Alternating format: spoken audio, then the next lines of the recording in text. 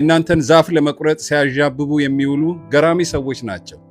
በሌላ አነጋገር ምቀኞች የመንገድ ካርታቸውን ወይም ጂፒኤስ እንኳን የሚጠቀሙት ሰፋ ወዳለ ጎዳና ለመውጣት ሳይሆን የእናንተን መንገድ ለመዝጋት ነው።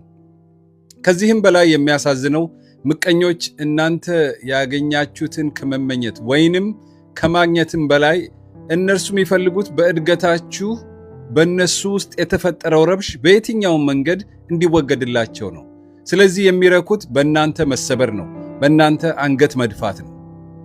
በተለይም ስኬትን በማያደንቅና በማይሸልም ህብረተሰብ ውስጥ ስትኖሩ ምቀኞች ይበዙባችኋል። መሰረተ ቢስ በሆነ ቧልት ስኬታችሁን ለማዳፈን ይረባረቡባችኋል። ሙቀት መፍጠር የሚያስችል እሳት ስለሌላቸው ድላችሁን ጭስ በጭስ ለማድረግ ይሞክራሉ።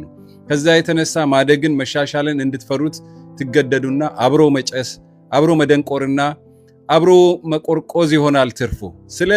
ስለዚህ ለምቀኞች በምንም መንገድ በስሜት ምላሽ አትስጡ።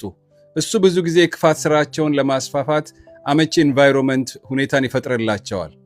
እውነታችሁን ይዛችሁና መዝግባችሁ ከመረጃም ጋር አዳብራችሁ አስፈላጊ ሲሆን ለሚመለከተው ብቻ ጉዳያችሁን አቅርቡ። አንድ ሰው ወይንም አንድ ግሩፕ በቁጥጥሩ ስር እንዳያደርጋችሁ ወዳጅነትን በተለያየ አቅጣጫዎች አጠናክሩ። በተረፈ ዘላቂው ብቸኛው የምቀኝነት ማምከኛ መንገድ በእግዚአብሔር ኃይል በእድገታችሁ መቀጠል ነው።